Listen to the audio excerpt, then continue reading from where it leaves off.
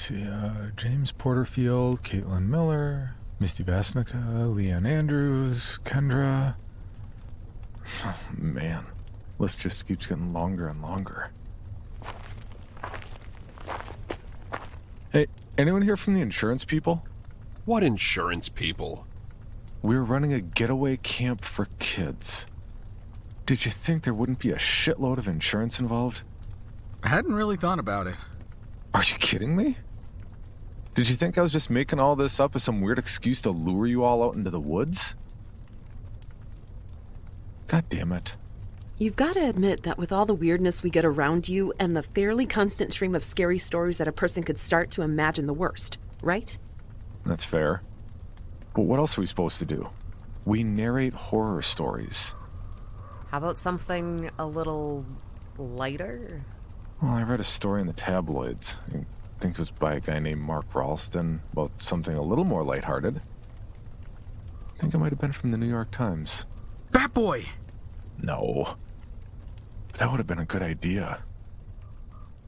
It was about Camp. Camp is a style that prefers outrageous and exaggerated substance, a palate for bad taste. A camp is a temporary lodge typically dwelled in by travelers or adventurers. And camp is, well, both campy in its style and substance, and named ever so fittingly after the nickname given to Camp Nalassi. The Camp. Camp Nalassi got its unfortunately fortunate nickname from the nearby silver waters of Camp Nalassi, and the legend harbored beneath. See, at Camp Nalassi, there's something of an urban myth that serves as the lakes and surrounding campgrounds' claim to fame. The Nalassi River Monkey. Now, if you've never heard of the river monkey, you'd be forgiven, because essentially it doesn't exist. At least, to some. To others, the river monkey is a deeply endearing icon of the lakeside forests of North America. A less respected Bigfoot or Nessie in virtually every way. Yet it, too, has its share of disciples. And most of them, rather conveniently, live within miles of the Nalassi, which, mind you, is not a river, but a lake.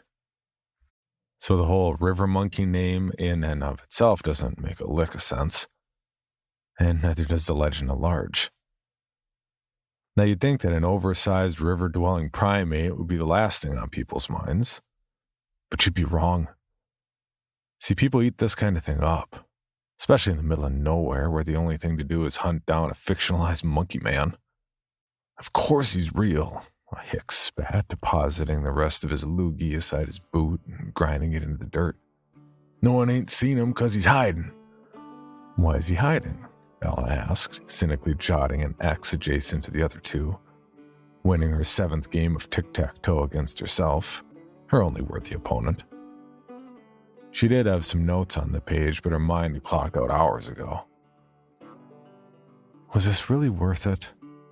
Driving all the way out to Tumfuck-2, wasting who knows how much precious petroleum just to interview some backwoods, probably inbred tinfoil hat-wearing conspiracy nut, all in the name of a cheap buck? She didn't have that answer. She never did. But she was there, wasn't she? Smack dab in the middle of nowhere. And this wasn't the first time. What was it last month again? Bat Boy? That was a good one. How about the woman that was having sex with her husband's ghost? Or the guy who claimed he was molested by a Yeti? There were some weird folks that lived out in the middle of nowhere.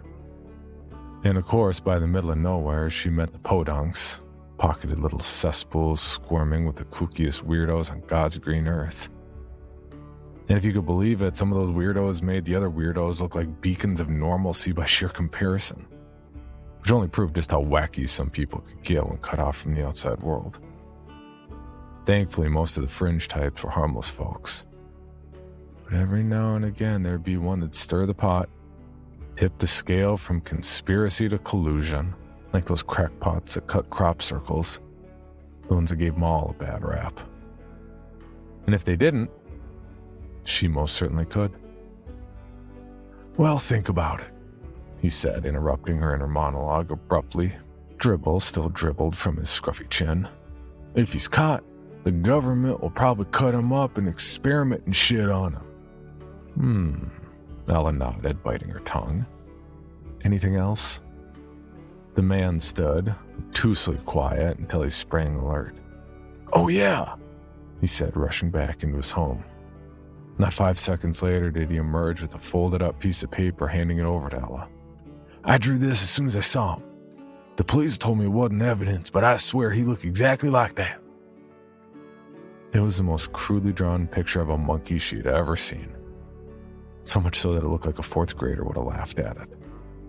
She couldn't help but crack a grin, one that only widened when she noticed the same faded print on the man's wife beater.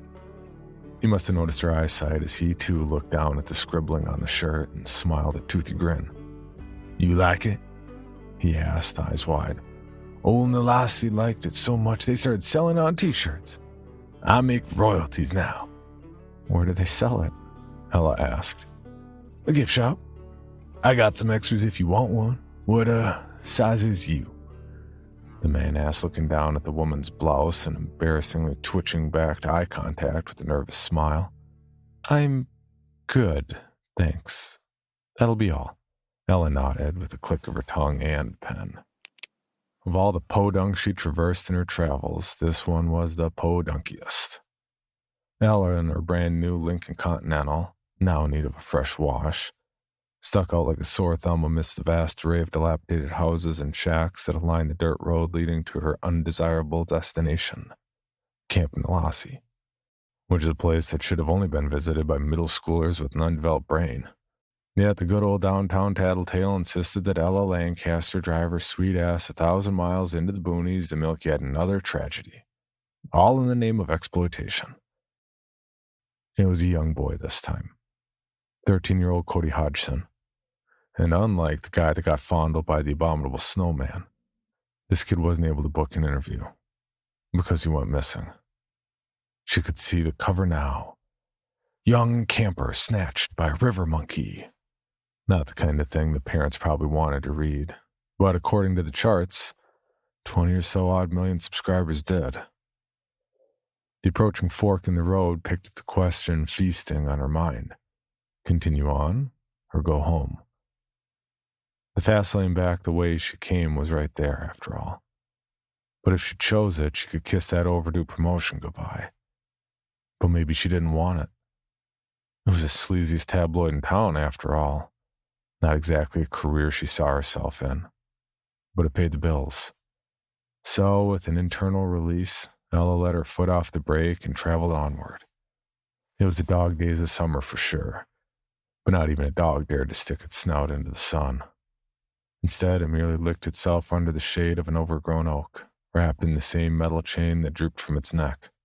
Not far away, beside an old school bus whose yellow had faded a sickly white, was a mailbox, perhaps fashioned in the same shade of oak, which looked as if it had been hit a dozen or so times by a stray pickup.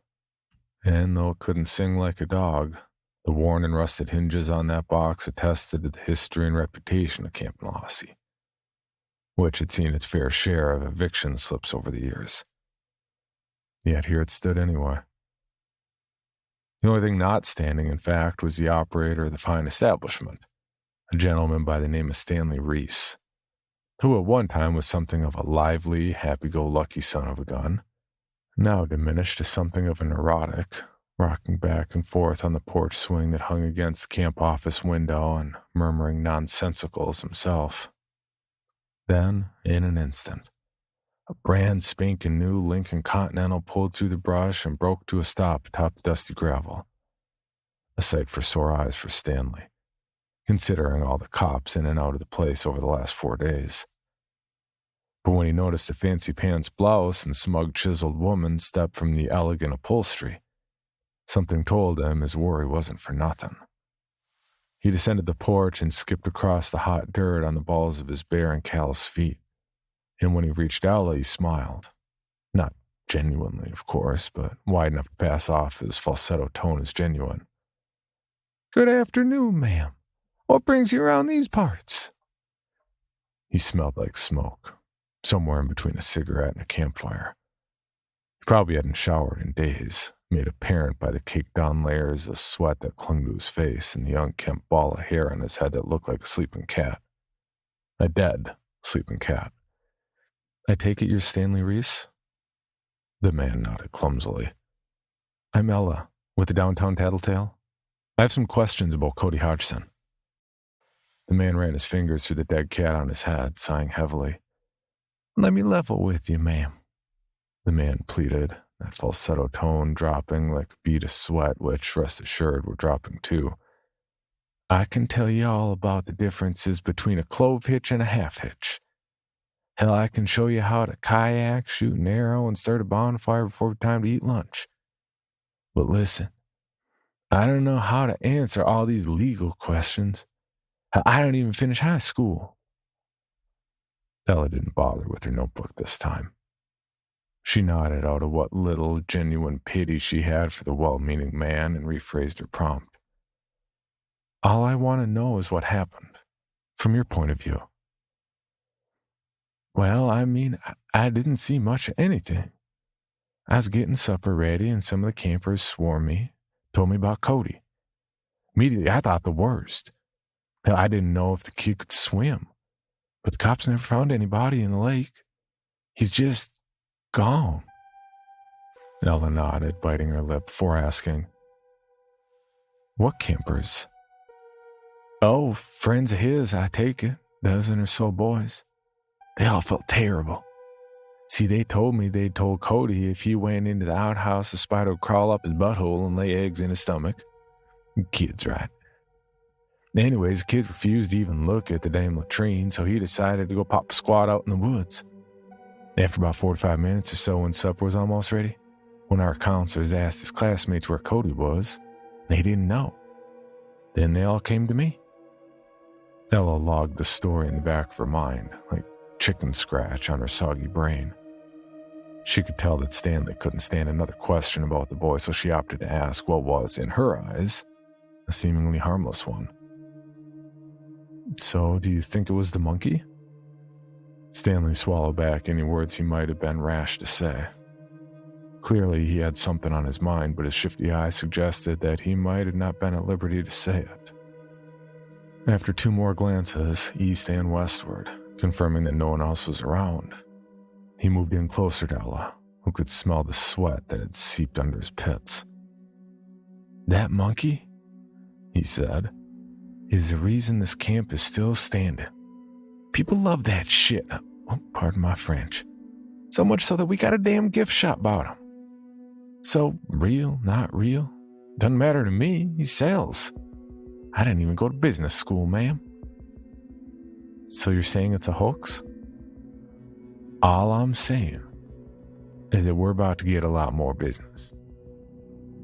River Monkey for president, and I survived the River Monkey, and all I got was this lousy t-shirt, or just some of the designs in the gift shop. Not to mention the Hicks eyewitness drawing, available in 6 different colors. There were plushies, coffee mugs, and even a bobblehead pen of the thing. But what struck her as most intriguing was the wall of masks. Plastic pieces of garbage covered in faux hair that felt like peach fuzz glued to a to-go box. And aside from the fact that they were almost out of stock and selling for $25, she couldn't get over the fact that they might have been a clue in this whole thing. With her disposable, she snapped a shot. "I take it you won't be buying nothing," a moist voice said. Ella turned sharply around with a gasp and noticed a young woman, no older than 23, standing behind the counter and chewing on a wad of gum. The pigtails from her hair bounced with every smack of her lips, and Ella wondered why she didn't notice her there before. But the real question was why she was there at all. "Sorry," Ella said with a relieving breath. "I didn't see you there. I thought you were the River Monkey. Yeah, I get that a lot." The girl reached into her jaw and removed the wad, sticking it beneath the countertop alongside a dozen or so other flavors. "You believe in that thing?" Ella asked. The girl shrugged. "I was going to say Stanley, but that too." Ella nodded with a half smile. I'm Stanley's girlfriend. the girl said before Ella had time to finish. I keep watch over the shop and bookkeeping. You're that lady from the papers, huh? She asked. She was far too young to be Stanley's girlfriend, but it seemed like that wasn't going to stop him. Not out here. The downtown tattletale, yes, Ella said, stepping closer to the register counter.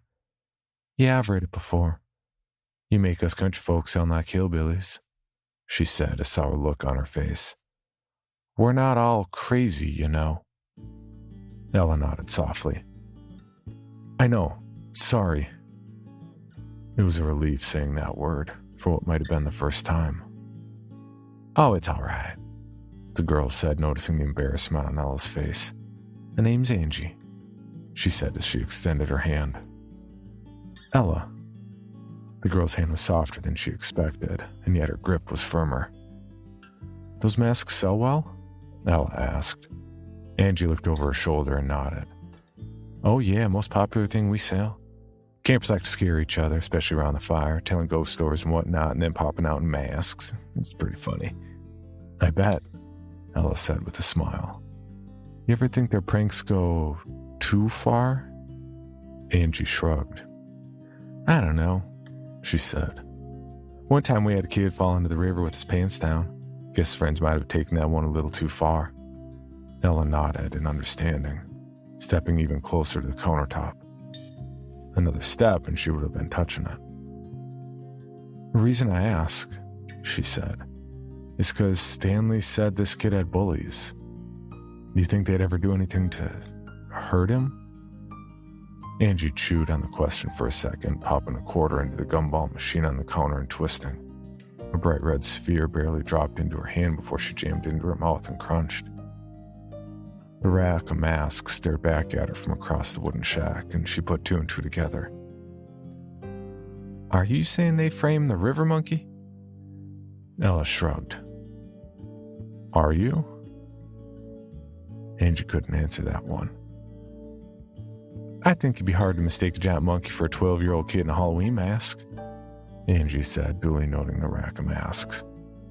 It was clear that the implication was a bit steep, even for Ella. How about employees? She said. Could any of them have done it? The counselors? Angie asked. Her voice was raised. Surely any finger pointed at one of them was 4 pointed back at herself. Or was it 3? If you're asking if they'd kidnap a kid, you best talk to Stan.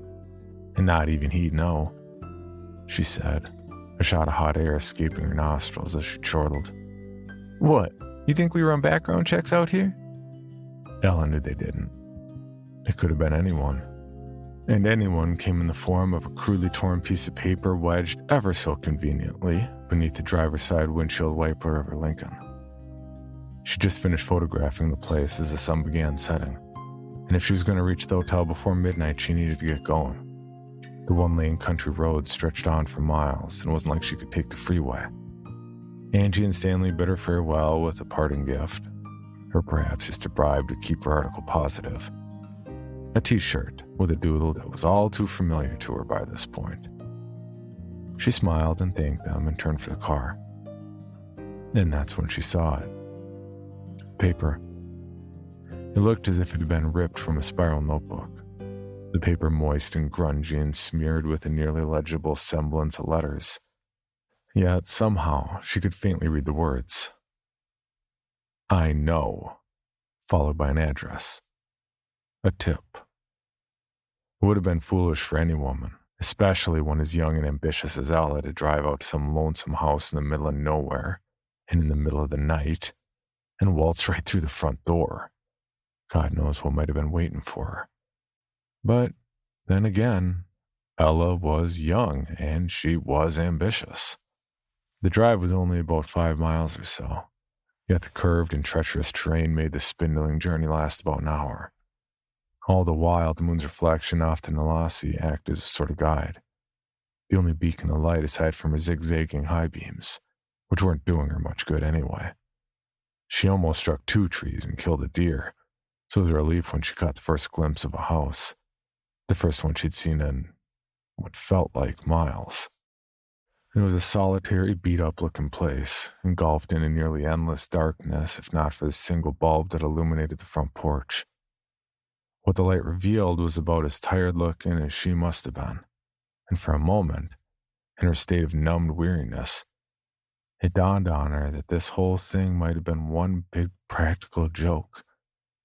A wild goose chase orchestrated by some dumb kids or a pissed-off camp operator and his girlfriend. She was a fool.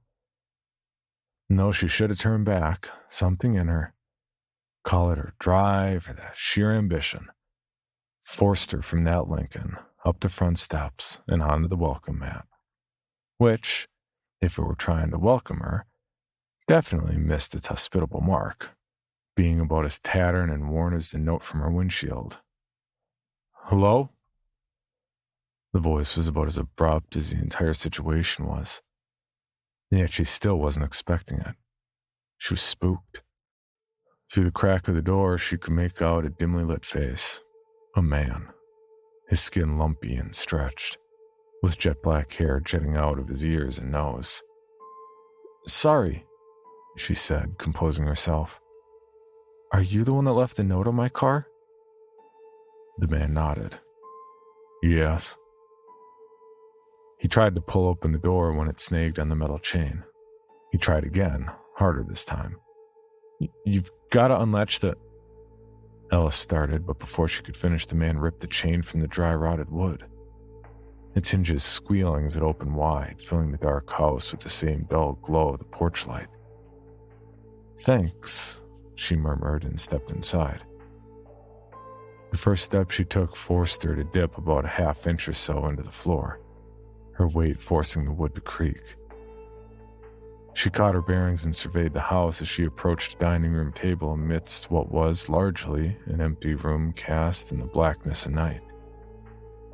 And rolling in from that darkness became a pungent, rancid smell, perhaps a whiff of mucky lake water through an open window, or a dead critter beneath that elevated flooring. Either way, it stunk like a skunk, and the man seemed not to notice or not to care. "I know what happened," he said, bending down to sit across from her at the table, interrupting her self-talk. The chair bowed at his sitting, for he was a larger man, and it creaked similarly to the floor. "And who are you, exactly?" She smiled, despite her facial muscles stiffening. The man took a long, deep breath. "I'm the bus driver," he said, his voice low and drawled, as if he was drugged or on drugs. "I drive the bus for the camp." Ellen nodded excitedly. Surely an employee, especially one with the knowledge of campgrounds such as a bus driver, would have known something of note. She took out her pad and pen. "And what did you see, sir?" The man breathed in. "I'm the river monkey," he said. Ella laughed, but the man remained firm in his expression. "Stanley," he continued, "makes me dress up like a monkey." The man stood and stomped over to the closet, pulling it open and retrieving from its depths a large fursuit, brown and matted, like any run-of-the-mill gorilla suit from the 5-and-dime Halloween store. The man dragged the suit over to the table and laid it across the tempered wood. Ella ran her fingers through the fur and stared up at the man, whose demeanor was still unchanged. "Why does he make you play dress-up?" she said, a smile cracking her lips open. "Said it's good for the camp," he said. "Legends of the river monkey bringing tourists and dollars." "And the kid?" Ella immediately said. "He's okay." The man smiled elastically. "He's in on the joke." Ella blew out a confused sigh, rummaging her fingers through her long, silky hair as what was a built-up and somewhat nervous laugh belched out from within her. "So this was a publicity stunt?" She laughed, shaking her head. "I knew it. I damn well knew it. What about the papers, the news?"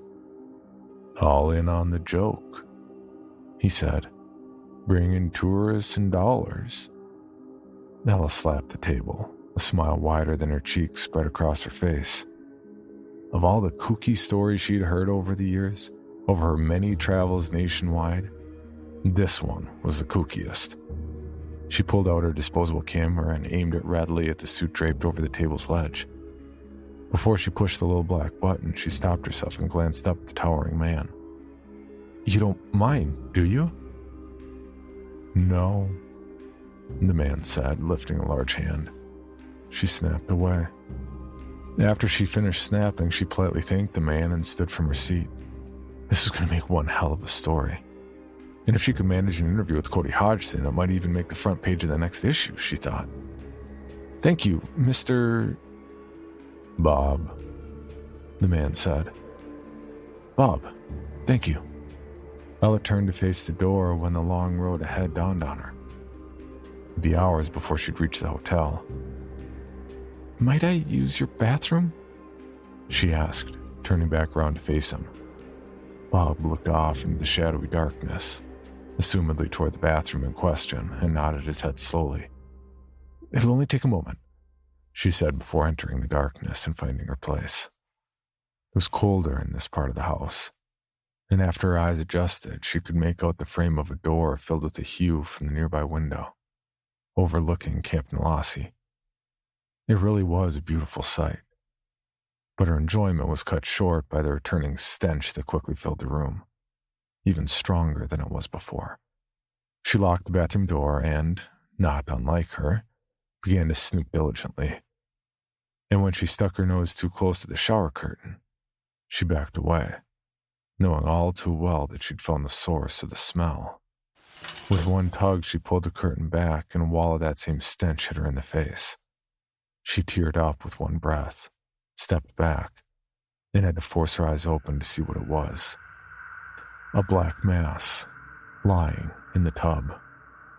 It was a body, that of a shriveled, eaten-away young boy. Cody Hodgson, no doubt.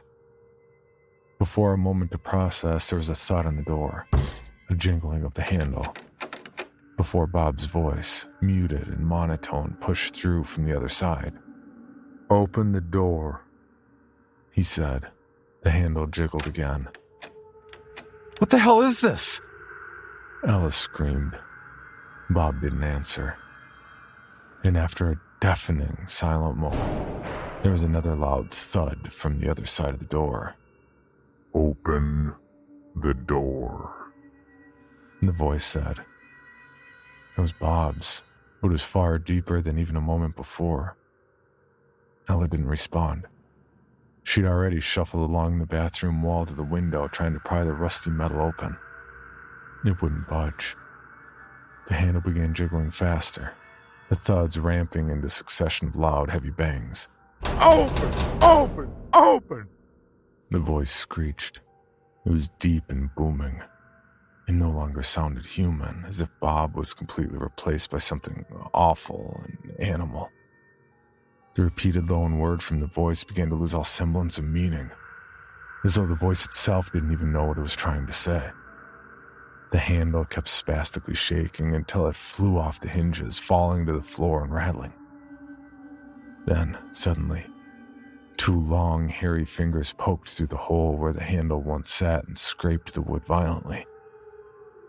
When they made little progress, they retreated, and the hole was instead filled by the nostril of something huffing deeply through the small opening. The noises it made were panicked and shrill, like that of a tortured chimpanzee. Ella screamed, thrusting her pen into the brittle glass window with all her might. 2 jabs and it cracked, 3 and it shattered, and 1 leap off the toilet and she fell a story down into the muddy grass below. She would have never loved the feel of mud and grass against her skin, but now it was the only thing she wanted to feel. Relief.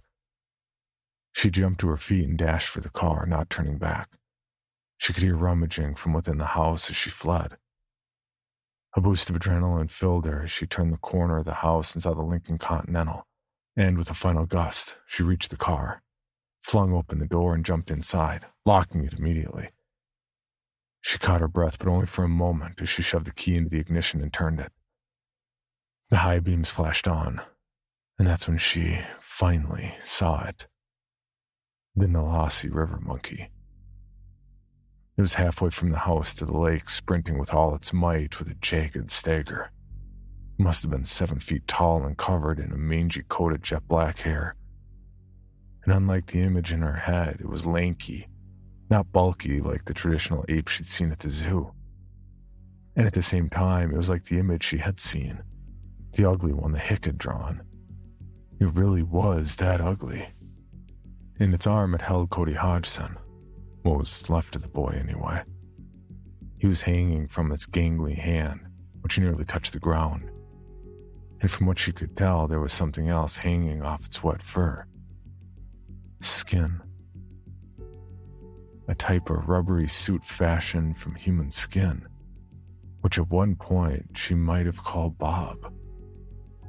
He took a final glance over to the headlights, its beady eyes glowing with the reflection of the high beams, and jumped into the gloomy water without another beat.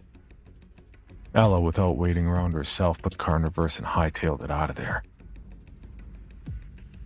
All she had after that were a panic attack and a couple of pictures.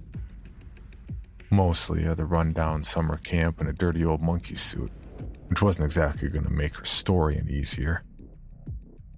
The house, she'd come to find out, was abandoned, and the body of little Cody Hodgson was, as she knew it, vacated from its premises, either in the stomach of that thing or somewhere along the bottom of the Nalassi.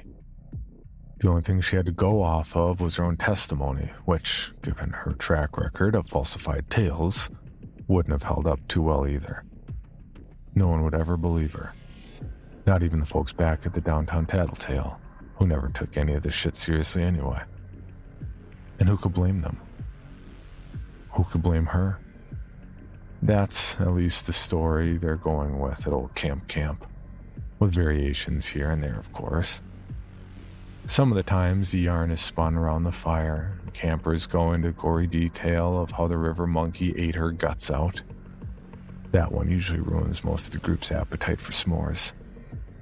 Or sometimes, fueled by her lust for that promotion of hers, Ella becomes the river monkey herself. Clever little plot twist for a bunch of middle schoolers, don't you think? The truth of the matter, if such a thing exists for such a ridiculous campy story, is that we'll never truly know. We either listen to the witness of a pathological liar, a greedy summer camp, a handful of conspiracy theorists, or a bunch of middle schoolers. Funny. That's exactly how the river monkey would have liked it.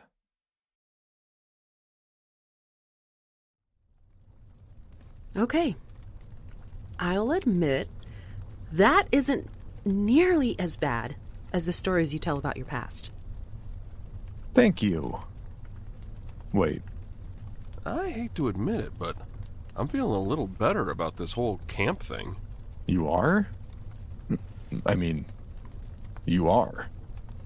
I'm not gonna admit like this isn't all really weird, bordering on dangerous, and clearly not well planned, but I actually have fond memories of camp growing up. And the weird counselors, were a part of the charm. John's definitely got the weird part locked down. But I think you're right. Kids are going to remember this for the rest of their lives. Cole? You've been quiet. You okay? Yeah, I'm just a little anxious about what Nate said. We didn't all have the best camp experiences growing up. Camp Trauma Unite! I mean, I'm sorry to hear that, Cole.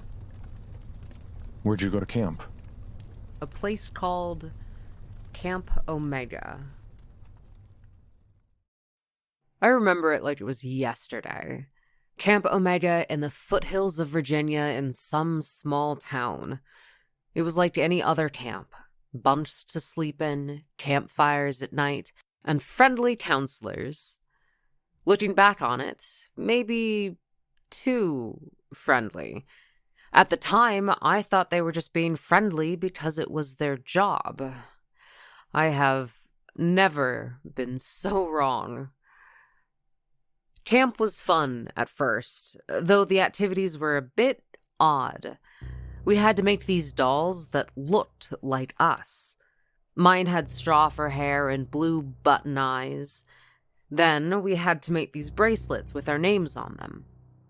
Everything was personalized, which I expected from camp. There were 25 other campers and 15 counselors. One camper stood out to me. Her name was Jeanette. She was nice and didn't talk too much. I was shy too, so we connected easily through enjoying the silence. It was the last day of the week-long camp. I was so happy to be going home the next day. Camp was fun, but I missed home. We sat at the fire with everyone, including the counselors. I wasn't sure if it was the fire, but they looked different. They looked familiar, but their faces were pale as ghosts. I shrugged it off and listened to the next activity. I wish I didn't. We all had our dolls that resembled us. I held mine in my hands and tried not to look at it, as its blank blue button eyes stared into me. This represents the old you, the you before camp, the lead counselor said to all of us. Then they had us throw the dolls into the fire. I watched as mine was engulfed in flames, snapping and popping as the fire consumed its canvas skin. You are a new person now, the head counselor told us. After the doll burning ceremony, they told us there would be a goodbye ceremony and dinner. 2 of the counselors led us back to the cabins and told us to pack our stuff. They explained that the celebration ceremony was at the nearby barn on the edge of the property. The other counselor left, so it was just one with us. His name was Scott. He was acting weird as I sat next to him, waiting on everyone else. He was staring into the fire silently, with a disturbed look on his face. "I love you," he muttered once we were all assembled. I don't know whom he was talking to, so I assumed I misheard him. "I love you guys, and I'd do anything for you," he said clearly, so we all heard it. We all looked at each other with confused expressions, but it was a nice gesture, and we said that we loved him too. He smiled and got up. "We're ready," he stated, and led us through the forest to the edge of the camp. It was dark and the air got thicker. I was excited for the ceremony. I was ready to leave and go home, where there was cable and internet. I've had enough of the outdoors. We suddenly exited the woods, and the barn loomed in the darkness. All of the camp counselors stood around it in a circle, with torches in hand. I felt my stomach drop. I knew something wasn't right as they ushered us all into the barn. It was an old, rickety structure. I'm sure it wasn't up to any building code, and I was also pretty sure we shouldn't be in there. The counselors stepped inside and formed a circle around us, closing the door behind them. The head counselor broke from the circle and stood before us. "Jeanette Lewinsky, please come forward for your departure," she said. We all looked uneasy, but Jeanette stepped forward. I was happy for her. Maybe she would get a ribbon or something cool to take home. The counselors moved from the ring around the barn to a ring around us, all while holding their torches. I could feel my heartbeat quicken as they came closer and closer, and stabbed Jeanette in the neck. She didn't scream, and suddenly it was sudden pandemonium as the counselors threw their torches at the walls of the barn. I didn't notice that all of the counselors had long, serrated knives with them. I tried to run, but the barn was starting to go up like a match. Kids were running around screaming before being stabbed by the counselors. We have to get out of here, I screamed before running straight into Stott. Cole, don't you want to stay for the ceremony? He asked me. His eyes seemed to appear pitch black, and he wore the most sadistic smile on his face. I punched him in the gut and ran past him out of an opening in the barn. I had never run that fast in my life. I looked back briefly. God, I wish I never looked behind me. I could see black figures silhouetted by the light of the fire, running about screaming. Some stood still with their arms out, accepting the stabs by the counselors. I heard chanting of some sort. At first I couldn't make it out, but it grew louder. We know what's best for you. We love you. Over and over again. The sight of Jeanette's last breath as her mouth filled with blood flashed through my mind, and I ran. I ran into the forest, my heart beating in my ears like a drum. I didn't know where I was going. I was just running in the direction that we came from. The chanting followed me. We know what's best for you. We love you. It repeated like a broken record over and over. The glow of the inferno lit the property dimly, so I was able to come out the other side, where the cabins were. I looked behind me again. I could see the brush moving and the chanting growing louder. How did they find me? How did they follow me? We know what's best for you. We love you. I ran faster, but I felt a hand tug at my shirt. I fell, and it fell with me. I looked back to see the counselor. He had my ankle in one hand and a knife in the other. His eyes were empty black pits, and his skin was white as a sheet. I screamed and kicked the knife out of his hand with my other foot. That loosened his grip a bit, and gave me time to get back to my feet and run towards the exit. The sign reading Camp Omega stood hauntingly above the entrance. I ran straight through it. The footsteps behind me stopped as the counselors did. I looked behind again, and there they stood. Looking trapped inside of the campgrounds stood all of the counselors, still as stone, as if they knew they couldn't cross the gate. It started to rain, and that's when they put their hoods up. I'd even noticed the hoods and robes before. Even in the dim light, I could tell they were blood red. We know what's best for you. We love you, they chanted again. I started to back away slowly, my eyes wide in terror as they pulled their daggers out again. I thought they were going to throw them at me. Part of me wanted to run and scream, but the other was transfixed on the scene playing out before me. In unison, they raised their blood-stained knives and stabbed themselves in the necks. Blood spurted everywhere. I could see it mix with the rain as it flowed down their necks, and they fell. All I could do was scream and run down the dirt path into the little town. It felt like weeks that I ran until I found the town and the police station. Relief washed over me as I entered the wooden doors. I must have looked a mess. My hair was matted with a mixture of sweat and rain. I probably had blood on my hands. I looked down at them. They were clean. The rain must have washed the blood off. I walked to the front desk as calmly as I could, where the secretary looked at me.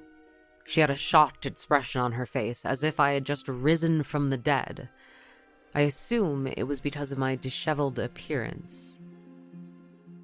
I explained everything to her. The camp, the counselors, what they did, everything. She looked shocked and gave me a glass of water. Do you want to call your parents, Cole? She asked me. Yes, please. She gave me her phone, and I called them up. I'm surprised they could understand me since I was choking on my own tears and snot that ran down my face and accumulated into my mouth. They came as quickly as they could to pick me up. An hour later, they arrived at the police station. I was so relieved that they found me that once I got in the car, I closed my eyes. I felt safe. I must have fallen asleep, because when I opened my eyes, we were in an unfamiliar place. I blinked a few times. We were parked in front of a brick building that loomed gloomily overhead. It was then I realized something. The woman at the police station. How did she know my name? I never told her. Where are we? I asked with apprehension. My parents looked back at me with sad expressions. Son, we're at a mental institute. We're worried about you, my father stated flatly. My jaw fell open. You don't believe me? I asked. Cole, you've been missing for a week now. You showed up at the police station in this small town ranting about some camp with murderous counselors, my mother stated. I was silent, trying to process everything. Cole, we know what's best for you. We love you, they chanted in unison.